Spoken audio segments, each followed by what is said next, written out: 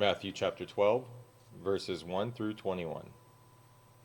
At about that time, Jesus was walking through some grain fields on the Sabbath. His disciples were hungry, so they began breaking off some heads of grain and eating them. But some Pharisees saw them do it and protested. "Look, your disciples are breaking the law by harvesting grain on the Sabbath." Jesus said to them, "Haven't you read in the scriptures what David did when he and his companions were hungry? He went into the house of God, and he and his companions broke the law by eating the sacred loaves of bread that only the priests are allowed to eat. And haven't you read in the law of Moses that the priests on duty in the temple may work on the Sabbath?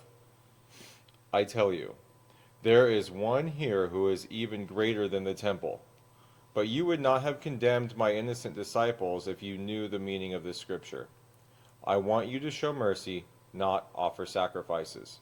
For the Son of Man is Lord, even over the Sabbath." Then Jesus went over to their synagogue, where he noticed a man with a deformed hand. The Pharisees asked Jesus, "Does the law permit a person to work by healing on the Sabbath?" They were hoping he would say yes so they could bring charges against him.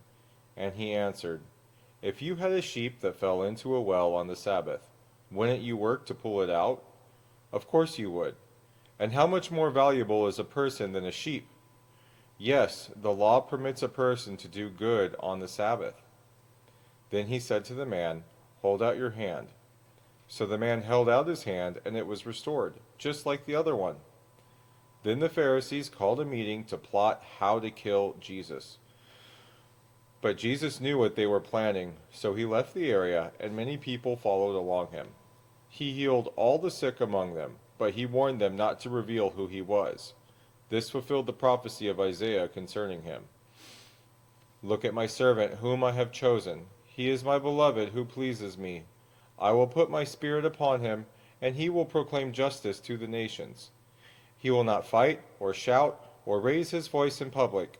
He will not crush the weakest reed, or put out a flickering candle.